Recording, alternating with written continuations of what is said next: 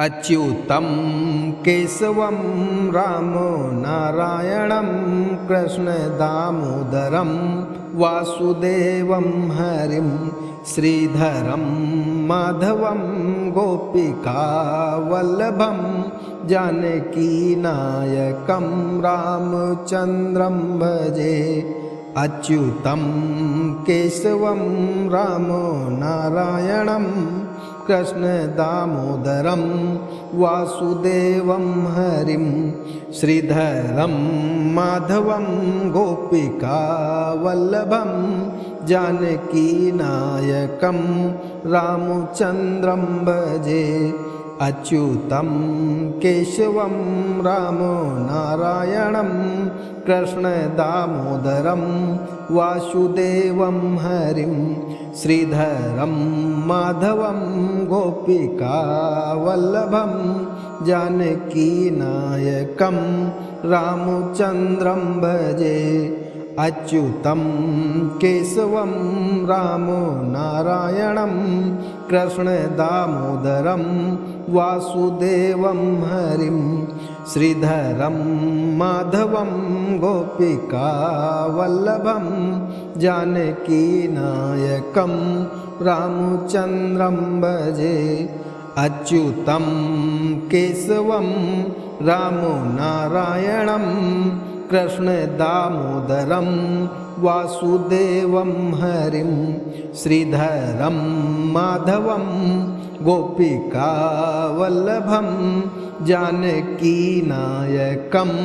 रामचन्द्रं भजे। अच्युतं केशवं रामो नारायणं कृष्णदामोदरं वासुदेवं हरिं श्रीधरं माधवं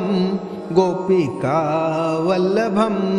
जानकीनायकं रामचन्द्रं भजे। अच्युतं केशवं रामो नारायणं कृष्णदामोदरं वासुदेवं हरिं श्रीधरं माधवं गोपिकावल्लभं जानकीनायकं रामचन्द्रं भजे। अच्युतं केशवं रामो नारायणं कृष्णदामोदरं वासुदेवं हरिं श्रीधरं माधवं गोपिकावल्लभं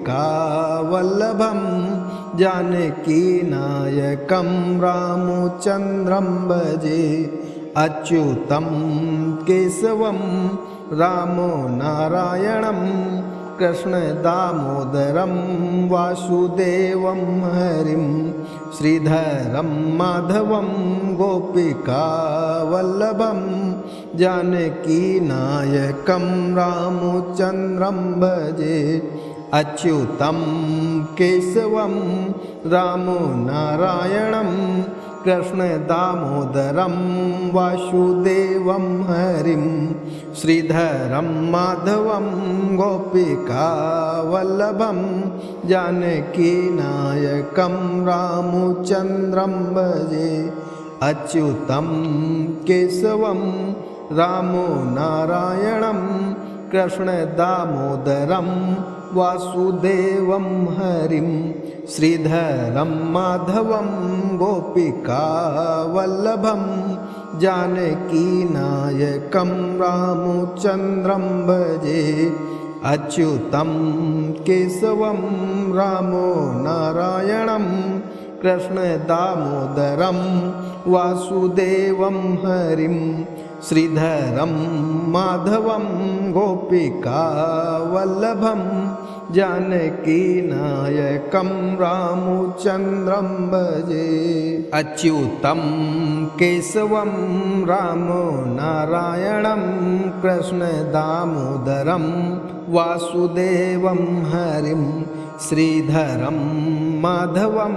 गोपिकावल्लभं जानकीनायकं रामचन्द्रं भजे। अच्युतं केशवं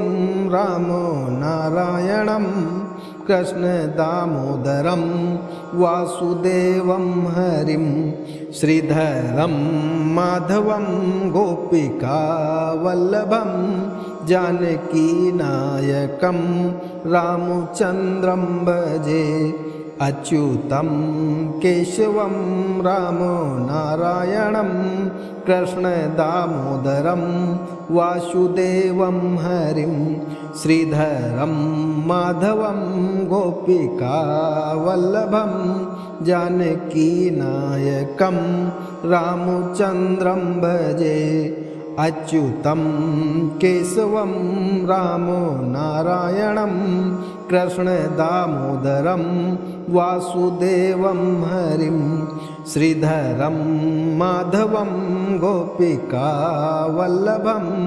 जानकीनायकं रामचन्द्रं भजे अच्युतं केशवं रामो नारायणं कृष्णदामोदरं वासुदेवं हरिं श्रीधरं माधवं गोपिकावल्लभं जानकीनायकं रामचन्द्रं भजे अच्युतं केशवं रामो नारायणं कृष्णदामोदरं वासुदेवं हरिं श्रीधरं माधवं गोपिकावल्लभं जानकीनायकं रामचन्द्रं भजे अच्युतं केशवं रामो नारायणं कृष्णदामोदरं वासुदेवं हरिं श्रीधरं माधवं गोपिकावल्लभं जानकीनायकं रामचन्द्रं भजे अच्युतं केशवं रामो नारायणं कृष्णदामोदरं वासुदेवं हरिं श्रीधरं माधवं गोपिकावल्लभं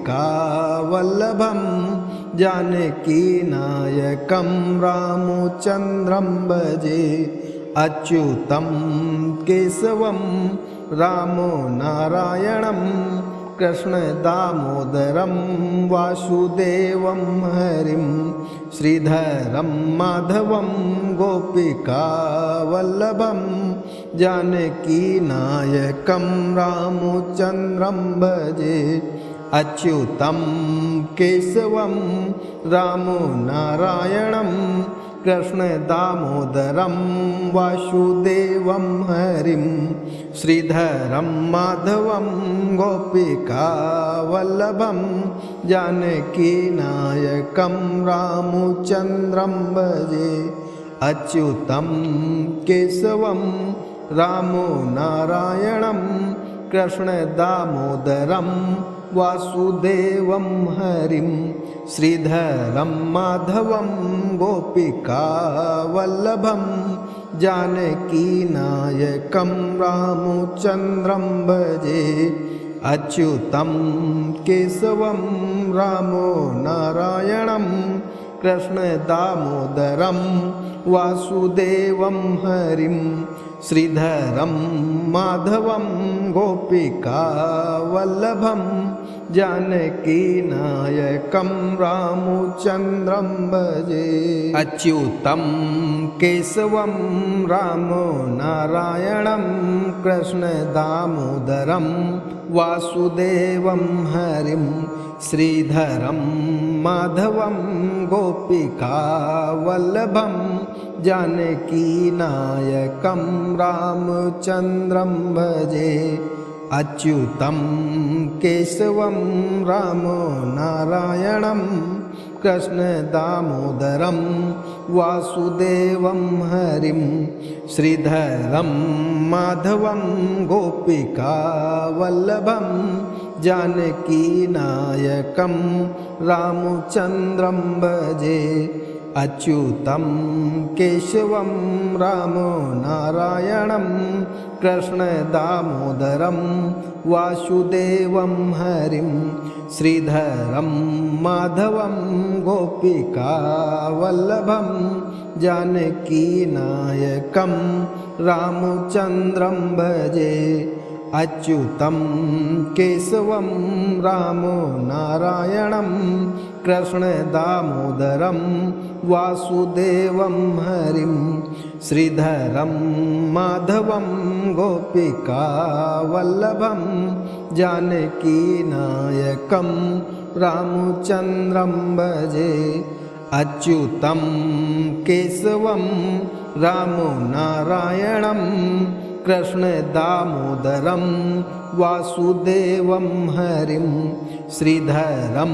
माधवं गोपिकावल्लभं जानकीनायकं रामचन्द्रं भजे। अच्युतं केशवं रामो नारायणं कृष्णदामोदरं वासुदेवं हरिं श्रीधरं माधवं गोपिकावल्लभं जानकीनायकं रामचन्द्रं भजे। अच्युतं केशवं रामो नारायणं कृष्णदामोदरं वासुदेवं हरिं श्रीधरं माधवं गोपिकावल्लभं जानकीनायकं रामचन्द्रं भजे। अच्युतं केशवं रामो नारायणं कृष्णदामोदरं वासुदेवं हरिं श्रीधरं माधवं गोपिकावल्लभं जानकीनायकं रामचन्द्रं भजे। अच्युतं केशवं रामो नारायणं कृष्णदामोदरं वासुदेवं हरिं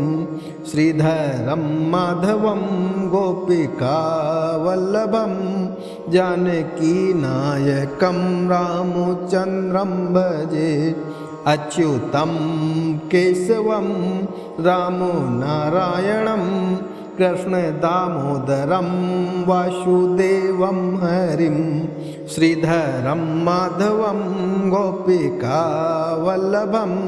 जानकीनायकं रामचन्द्रं भजे। अच्युतं केशवं रामो नारायणं कृष्णदामोदरं वासुदेवं हरिं श्रीधरं माधवं गोपिकावल्लभं जानकीनायकं रामचन्द्रं भजे। अच्युतं केशवं रामो नारायणं कृष्णदामोदरं वासुदेवं हरिं श्रीधरं माधवं गोपिकावल्लभं जानकीनायकं रामचन्द्रं भजे। अच्युतं केशवं रामो नारायणं कृष्णदामोदरं वासुदेवं हरिं श्रीधरं माधवं गोपिकावल्लभं जानकीनायकं रामचन्द्रं भजे। अच्युतं केशवं रामो नारायणं कृष्णदामोदरं वासुदेवं हरिं श्रीधरं माधवं गोपिकावल्लभं जानकीनायकं रामचन्द्रं भजे। अच्युतं केशवं रामो नारायणं कृष्णदामोदरं वासुदेवं हरिं श्रीधरं माधवं गोपिकावल्लभं जानकीनायकं रामचन्द्रं भजे। अच्युतं केशवं रामो नारायणं कृष्णदामोदरं वासुदेवं हरिं श्रीधरं माधवं गोपिकावल्लभं जानकीनायकं रामचन्द्रं भजे। अच्युतं केशवं रामो नारायणं कृष्णदामोदरं वासुदेवं हरिं श्रीधरं माधवं गोपिकावल्लभं जानकीनायकं रामचन्द्रं भजे अच्युतं केशवं रामनारायणं कृष्णदामोदरं वासुदेवं हरिं श्रीधरं माधवं गोपिकावल्लभं जानकीनायकं रामचन्द्रं भजे अच्युतं केशवं रामो नारायणं कृष्णदामोदरं वासुदेवं हरिं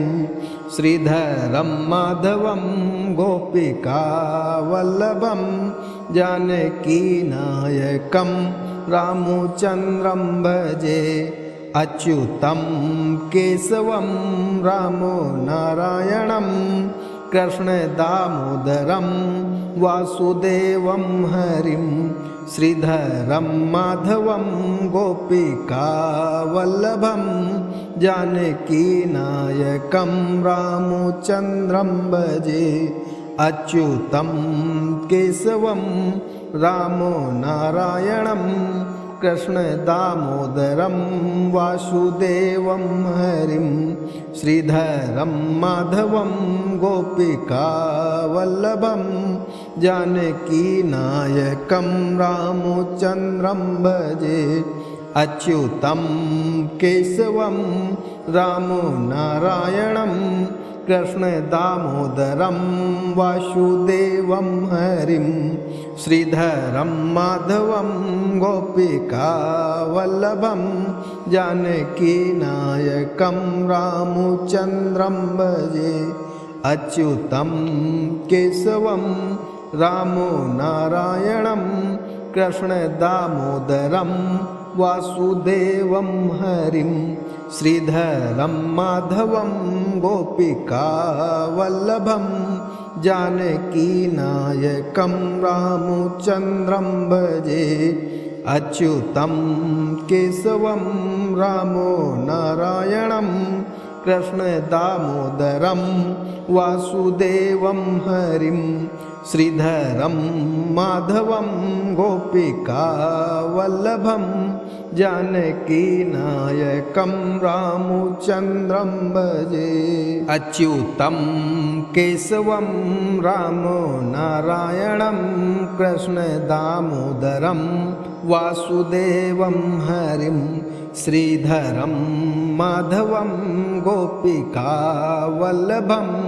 जानकीनायकं रामचन्द्रं भजे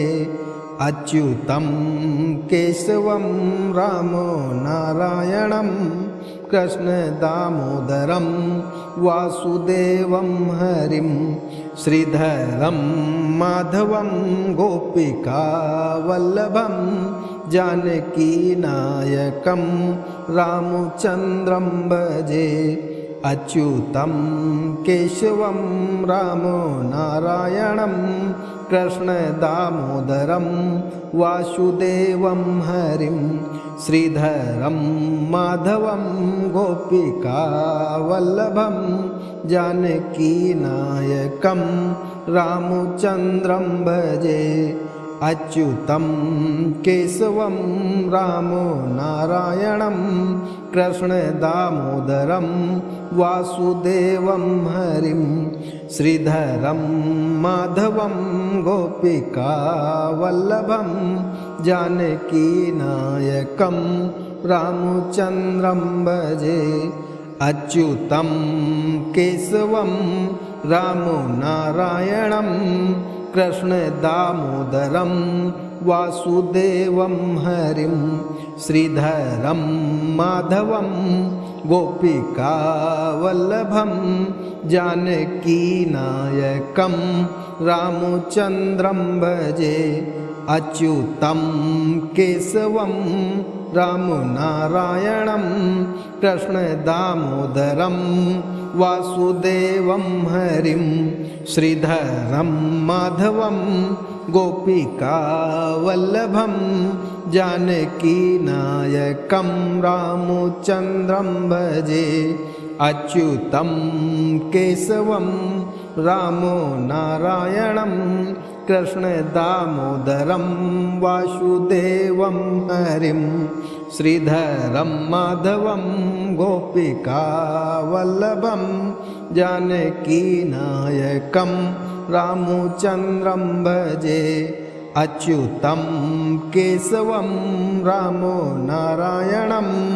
कृष्णदामोदरं वासुदेवं हरिं श्रीधरं माधवं गोपिकावल्लभं जानकीनायकं रामचन्द्रं भजे अच्युतं केशवं रामो नारायणं कृष्णदामोदरं वासुदेवं हरिं श्रीधरं माधवं गोपिकावल्लभं जानकीनायकं रामचन्द्रं भजे अच्युतं केशवं रामो नारायणं कृष्णदामोदरं वासुदेवं हरिं श्रीधरं माधवं गोपिकावल्लभं जानकीनायकं रामचन्द्रं भजे अच्युतं केशवं रामो नारायणं कृष्णदामोदरं वासुदेवं हरिं श्रीधरं माधवं गोपिकावल्लभं जानकीनायकं रामचन्द्रं भजे अच्युतं केशवं रामो नारायणं कृष्णदामोदरं वासुदेवं हरिं श्रीधरं माधवं गोपिकावल्लभं जानकीनायकं रामचन्द्रं भजे अच्युतं केशवं रामो नारायणं कृष्णदामोदरं वासुदेवं हरिं श्रीधरं माधवं गोपिकावल्लभं जानकीनायकं रामचन्द्रं भजे अच्युतं केशवं रामो नारायणं कृष्णदामोदरं वासुदेवं हरिं श्रीधरं माधवं गोपिकावल्लभं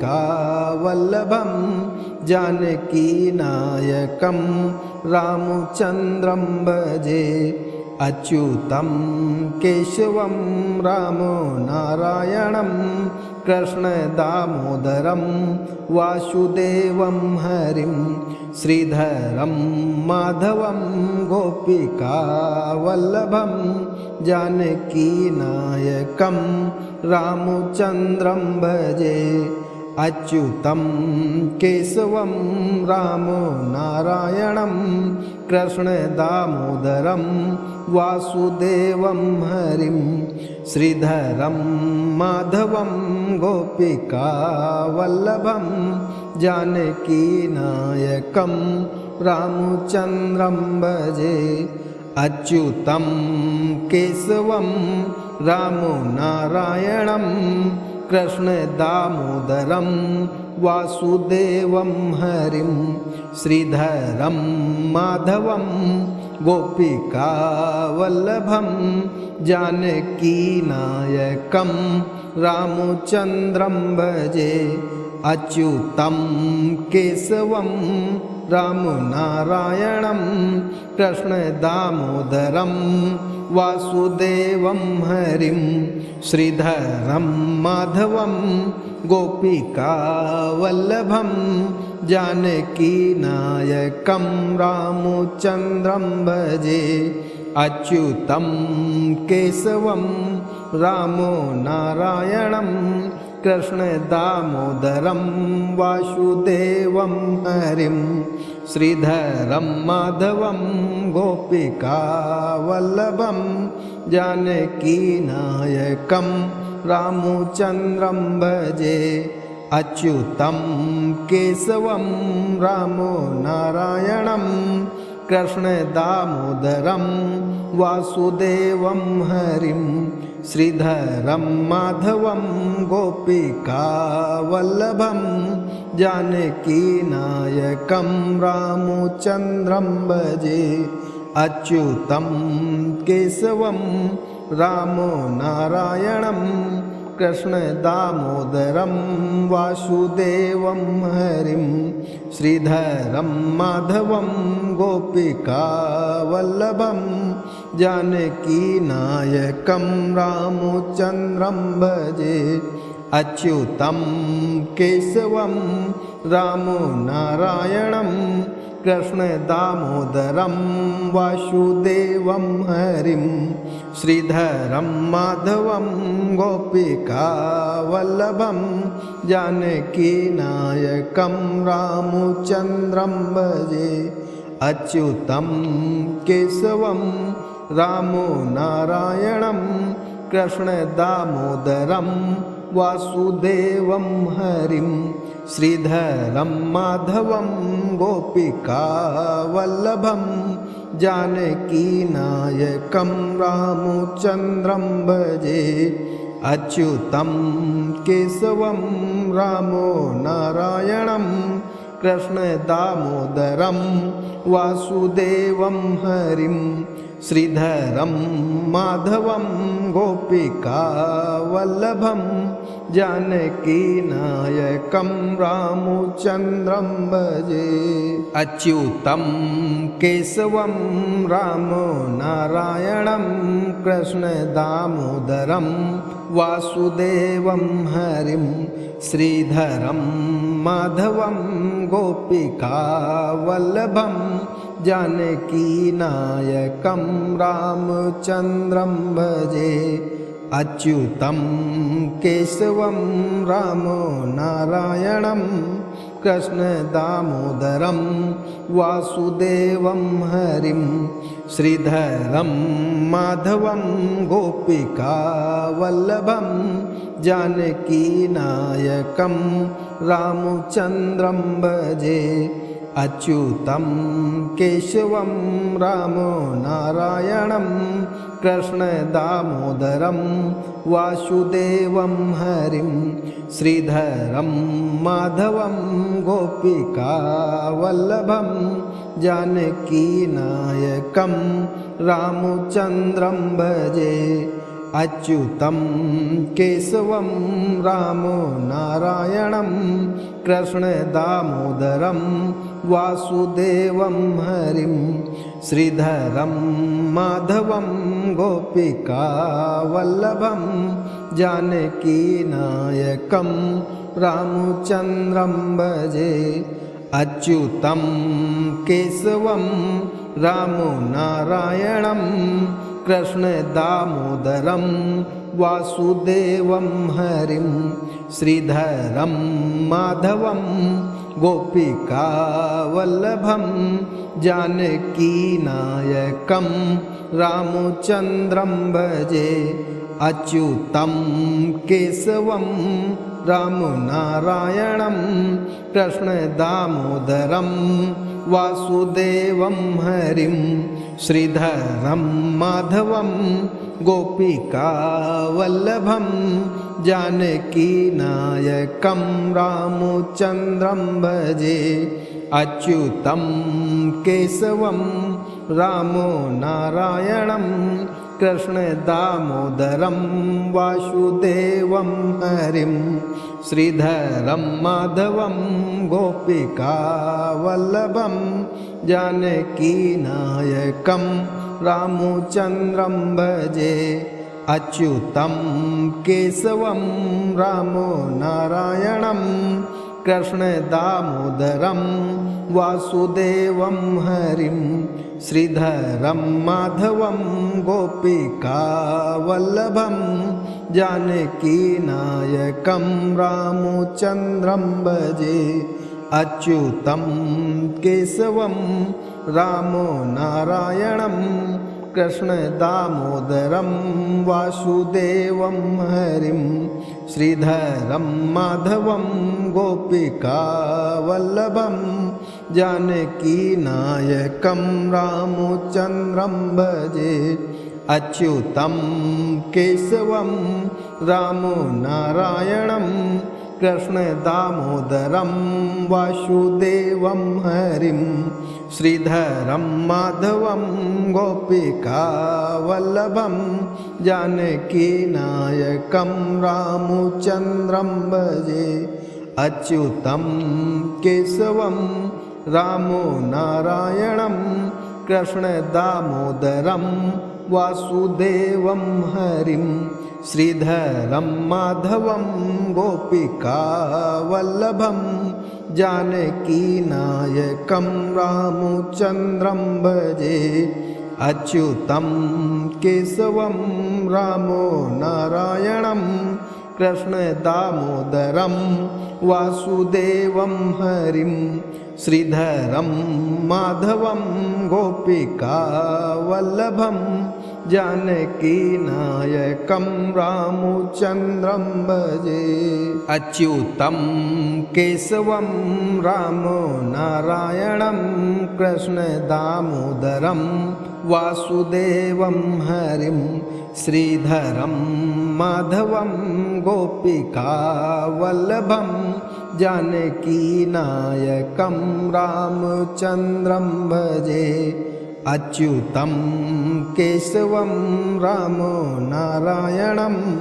कृष्णदामोदरं वासुदेवं हरिं श्रीधरं माधवं गोपिकावल्लभं जानकीनायकं रामचन्द्रं भजे अच्युतं केशवं रामो नारायणं कृष्णदामोदरं वासुदेवं हरिं श्रीधरं माधवं गोपिकावल्लभं जानकीनायकं रामचन्द्रं भजे अच्युतं केशवं रामो नारायणं कृष्णदामोदरं वासुदेवं हरिं श्रीधरं माधवं गोपिकावल्लभं जानकीनायकं रामचन्द्रं भजे अच्युतं केशवं रामो नारायणं कृष्णदामोदरं वासुदेवं हरिं श्रीधरं माधवं गोपिकावल्लभं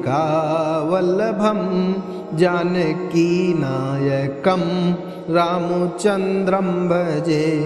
अच्युतं केशवं रामो नारायणं कृष्णदामोदरं वासुदेवं हरिं श्रीधरं माधवं गोपिकावल्लभं जानकीनायकं रामचन्द्रं भजे अच्युतं केशवं रामो नारायणं कृष्णदामोदरं वासुदेवं हरिं श्रीधरं माधवं गोपिकावल्लभं जानकीनायकं रामचन्द्रं भजे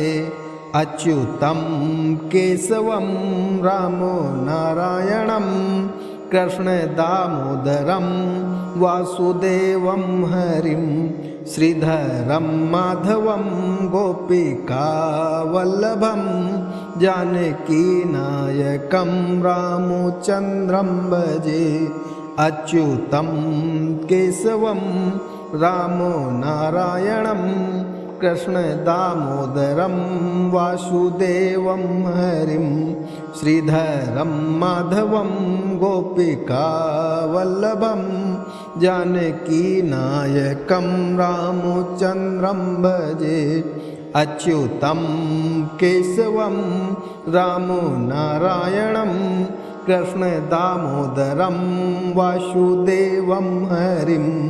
श्रीधरं माधवं गोपिकावल्लभं जानकीनायकं रामचन्द्रं भजे अच्युतं केशवं रामो नारायणं कृष्णदामोदरं वासुदेवं हरिं श्रीधरं माधवं गोपिकावल्लभं जानकीनायकं रामचन्द्रं भजे अच्युतं केशवं रामो नारायणं कृष्णदामोदरं वासुदेवं हरिं श्रीधरं माधवं गोपिकावल्लभं जानकीनायकं रामचन्द्रं भजे अच्युतं केशवं रामो नारायणं कृष्णदामोदरं वासुदेवं हरिं श्रीधरं माधवं गोपिकावल्लभं जानकीनायकं रामचन्द्रं भजे अच्युतं केशवं रामो नारायणं कृष्णदामोदरं वासुदेवं हरिं श्रीधरं माधवं गोपिकावल्लभं जानकीनायकं रामचन्द्रं भजे अच्युतं केशवं रामो नारायणं कृष्णदामोदरं वासुदेवं हरिं श्रीधरं माधवं गोपिकावल्लभं जानकीनायकं रामचन्द्रं भजे अच्युतं केशवं रामो नारायणं कृष्णदामोदरं वासुदेवं हरिं श्रीधरं माधवं गोपिकावल्लभं जानकीनायकं रामचन्द्रं भजे अच्युतं केशवं रामो नारायणं कृष्णदामोदरं वासुदेवं हरिं श्रीधरं माधवं गोपिकावल्लभं जानकीनायकं रामचन्द्रं भजे अच्युतं केशवं रामो नारायणं कृष्णदामोदरं वासुदेवं हरिं श्रीधरं माधवं गोपिकावल्लभं जानकीनायकं रामचन्द्रं भजे अच्युतं केशवं रामो नारायणं कृष्णदामोदरं वासुदेवं हरिं श्रीधरं माधवं गोपिकावल्लभं जानकीनायकं रामचन्द्रं भजे अच्युतं केशवं रामो नारायणं कृष्णदामोदरं वासुदेवं हरिं श्रीधरं माधवं गोपिकावल्लभं जानकीनायकं रामचन्द्रं भजे अच्युतं केशवं रामो नारायणं कृष्णदामोदरं वासुदेवं हरिं श्रीधरं माधवं गोपिकावल्लभं जानकीनायकं रामचन्द्रं भजे अच्युतं केशवं रामो नारायणं कृष्णदामोदरं वासुदेवं हरिं श्रीधरं माधवं गोपिकावल्लभं जानकीनायकं रामचन्द्रं भजे अच्युतं केशवं रामो नारायणं कृष्णदामोदरं वासुदेवं हरिं श्रीधरं माधवं गोपिकावल्लभं जानकीनायकं रामचन्द्रं भजे अच्युतं केशवं रामो नारायणं कृष्णदामोदरं वासुदेवं हरिं श्रीधरं माधवं गोपिकावल्लभं जानकीनायकं रामचन्द्रं भजे।